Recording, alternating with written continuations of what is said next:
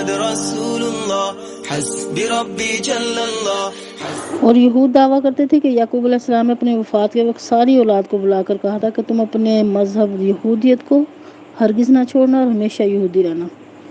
پھر مسلمانوں کے کہنے میں آ کر ان کی وصیت کے کس طرح مخالفت کر سکتے ہیں؟ یعنی ہم مسلمانوں کے کہنے میں آ کر ان کی وصیت سے کس طرح مخالفت کر سکتے ہیں؟ یہاں پہ اگلی آیت میں یہ فرمایا جا رہا ہے، ام کنتم شہداء، کیا تم حاضر تھے، اذ حضر یعقوب الموت،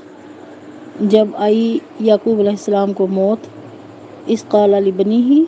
جب کہا اس نے اپنے بیٹوں سے، ما تعبدون، کس کی تم بندگی کرو گے، من بعدی، میرے بعد، قالو، تو کہنے لگے، نعبدو، ہم بندگی کریں گے، ہم عبادت کریں گے، الہ کا، کاف پر کاف یعنی تیرے معبود کی، ہم معبود کریں گے آپ کے معبود کی، و الہ آبائی کا، اس معبود کی جو آپ کے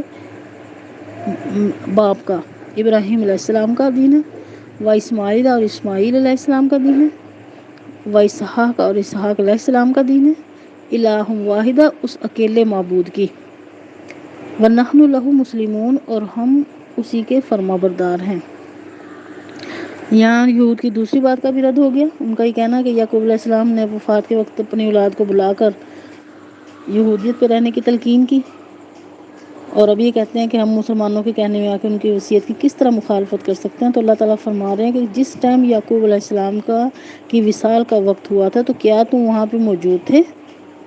یقیناً موجود نہیں تھے، اور نہ انہیں اس طرح کی کوئی بات پہنچی، یہ صرف ان کی من گھڑت بات ہے اسلام کی مخالفت میں، صرف اپنی ضد کی بنا پر۔ تو اللہ تعالیٰ نے یہ بات بیان کر دی کہ یعقوب علیہ السلام نے وفات کے وقت اپنے بیٹوں کو یہی سوال کیا تھا کہ تم میرے بعد کس کی عبادت کرو گے، تو سب نے یہی کہا تھا کہ ہم آپ کے معبود کی، اور جو ابراہیم علیہ السلام کا بھی معبود ہے، اسماعیل علیہ السلام کا بھی معبود ہے، اسحاق علیہ السلام کا بھی معبود ہے، وہ ایک ہی معبود ہے، ہم اسی کے فرما بردار ہوں گے۔ آگے ارشاد ہوتا ہے، تلک امۃ قد خلت، یہ ایک جماعت تھی جو گزر چکی، یعنی وہ اسلام پر قائم رہے، اسلام اختیار کیا، ان کا وقت گزر گیا، لہا، ان کے لیے، ما کسبت، جو انہوں نے کمایا، وَلَكُمْ مَا كَسَبْتُمْ، اور تمہارے لیے وہ جو تم کماؤ گے، یعنی اگر انہوں نے اللہ تعالیٰ کی تابع داری والی زندگی اختیار کی تو وہ اس کا اجر پائیں گے، اور جو کچھ تم کر رہے ہو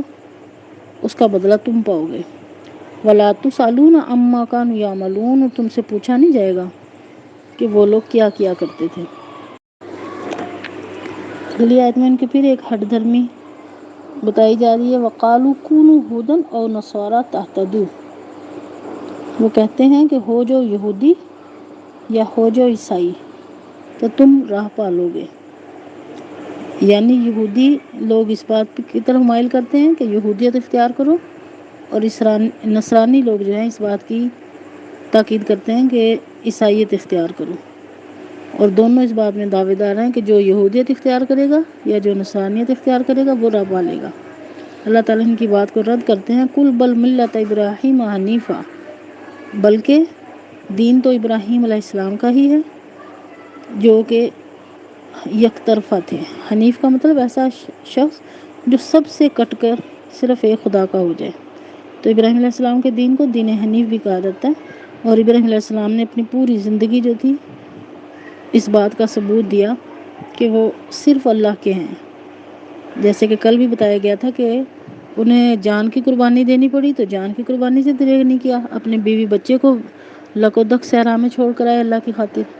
اللہ تعالیٰ نے قربانی مانگی تو بیٹے کی قربانی کے لیے تیار ہو گئے، وطن چھوڑنے کی ضرورت پڑی اللہ کی خاطر تو وطن کو بھی چھوڑا، غرض ہر چیز اللہ کے اوپر نثار کرنے پر راضی ہو گئے،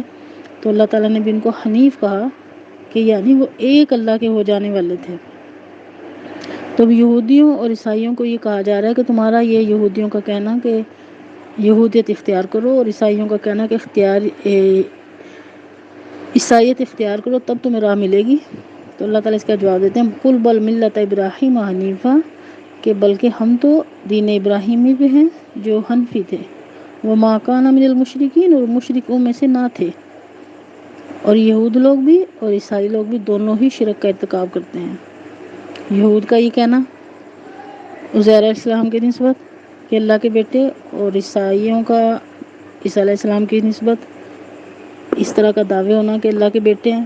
یہ شرک مرتکب ہوئے۔ تو ابراہیم علیہ السلام تو قطعاً شرک میں نہیں تھے،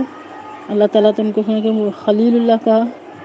یہ کہ وہ سب سے کٹ کے ایک اللہ کے ہو جانے والے تھے۔ اور جیسے بھی پچھلی آیت میں بھی گزرا کہ انہوں نے مرتے وقت بھی اپنے اولاد کو ایک دین پر ایک معبود کی اللہ کی عبادت کرنے کا کہا تھا۔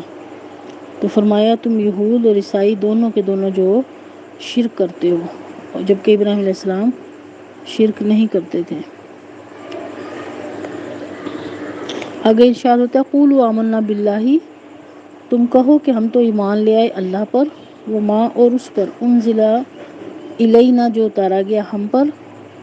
وما انزل الی ابراہیم اور جو اتارا گیا ابراہیم علیہ السلام پر، و اسماعیل اور اسماعیل علیہ السلام پر، و اسحاق اور اسحاق علیہ السلام پر، و یعقوب اور یعقوب علیہ السلام پر، والاسباط اور ان کی اولادوں پر، ان کی اولادوں کو جو کچھ دے کے بھیجا گیا، وما اوتیا موسیٰ اور جو کچھ کے دیا گیا موسیٰ علیہ السلام کو، و عیسیٰ اور عیسیٰ علیہ السلام کو، وما اوتی النبیون اور جو کچھ کے دیا گیا نبیوں کو، من ربہم ان کے رب کی طرف سے۔ گویا یہ ایک سلسلہ ہے، ایک چین ہے، اور ایک چین جس کی ایک کڑی دوسری کڑی سے ملی۔ ہر نبی نے دعوت دی ایک اللہ کی عبادت کرنے کی۔ تو یہاں پہ یہی کہا جا رہا ہے کہ تم اس طرح سے کہو ان کے جواب میں کہ ہم تو اللہ پر ایمان لائے ہیں، اور اس پر جو اس نے ہماری طرف اتارا، جو ابراہیم علیہ السلام پر اتارا، اور جو اسماعیل علیہ السلام پر، اسحاق علیہ السلام پر اور یعقوب علیہ السلام پر ان کی اولاد کی طرف، اور جو موسیٰ علیہ السلام کو دیا گیا، اور جو عیسیٰ علیہ السلام کو دیا گیا، اور جو اور نبیوں کو دیا گیا ان کے رب کی طرف سے۔ اب یہاں کہنے کا مقصد یہ کہ یہ لوگ عیسائیوں نے یہودیت کی نفی کی، یہودیوں نے عیسائیوں کی نفی کی، اور دونوں نے نبی صلی اللہ علیہ وسلم کا انکار کیا، جبکہ ہمارا دین ہمیں یہ بتاتا ہے کہ ہر نبی پہ ایمان لانا ضروری ہے۔ اگر کوئی ایک نبی کا بھی انکار کرے تو وہ کافر جیسا ہو جاتا ہے۔ تو ان کا ایک نبیوں کو نہ ماننا، نبی صلی اللہ علیہ وسلم کو دیکھ کے نہ ماننا ان کو کافر بنا دیتا ہے، عیسائیوں کا بھی اور یہودیوں کا بھی۔ تو اس کے برعکس اللہ تعالیٰ نے مسلمانوں کو تعلیم دی کہ تم نے اس طرح سے ایمان لانا ہے کہ ہم جتنے بھی نبی اللہ تعالیٰ نے بھیجے ہیں ہم سب پر ایمان لاتے ہیں۔ ہاں، سب کی شریعت جو ہے نا، شریعت نبی صلی اللہ علیہ وسلم کے آنے سے، قرآن کے آنے سے پچھلی تمام شریعتیں جو تھی منسوخ ہو گئیں۔ کچھ حکم ہیں ملتے جلتے توریت سے اور کسی آسمانی کتاب سے، جو اس وقت کے تقاضے تھے، اللہ تعالیٰ نے ان کو وہ احکامات دیے تھے۔ اب یہاں پہ ہماری عقل یہ کہے کہ انہوں نے اس وقت حکم کیوں دیا تھا، یہ بحث پہلے بھی ہو چکی، پچھلے لوگوں نے بھی اعتراض اٹھایا کہ اللہ تعالیٰ کو کیا غلطی لگتی ہے جو اللہ تعالیٰ ایسے کرتے ہیں، حالانکہ اللہ تعالیٰ انسان کے مزاج آشنا ہیں، اور جس دور میں جس وقت کے جیسے تقاضے ہیں اس کے مطابق اللہ تعالیٰ نے احکامات دیے۔ جو ان کے احکامات تھے، ان کی شریعت کے احکامات ان کے وقت کے تقاضے کیسے تھے، اور اب جو اللہ کے نبی صلی اللہ علیہ وسلم کو شریعت دی گئی وہ آنے والے تمام وقتوں کے لیے، قیامت تک کے لیے یہی واجب العمل رہے گی، اور ہر دور میں یہ رہنمائی کرے گی۔ تو ایک نبی کو بھی جھٹلانا انسان کو کافر بنا دیتا ہے۔ تو یہودیوں عیسائیوں کو یہی بتایا جا رہا ہے کہ تمہارا نبی صلی اللہ علیہ وسلم کو نہ ماننا جو ہے تمہیں کفر کا اس وجہ سے تم کافر بن جاتے ہو، اور مسلمانوں کو تلقین کی جا رہی کہ تم نے اس طرح سے ایمان لانا ہے کہ ہم تمام نبیوں کی شریعتوں پر ایمان لاتے ہیں۔ لا نفرق بین احد منہم، ہم نہیں فرق کرتے ان میں سے کسی ایک پر بھی۔ یہ بات پہلے بھی وضاحت ہوئی کہ نبیوں کے پر محض ایمان لانا، ان کے جو شریعتیں تھیں، شریعت قرآن کے آنے سے منسوخ ہو گئیں۔ ہاں، ان کے جو احکامات اس وقت کے لوگوں کے لیے جو تھے واجب العمل تھے، تو ہم ان میں سے کسی ایک میں بھی فرق نہیں کرتے، وَنَحْنُ لَهُ مُسْلِمُونَ، اور ہم اسی کے فرما بردار ہیں۔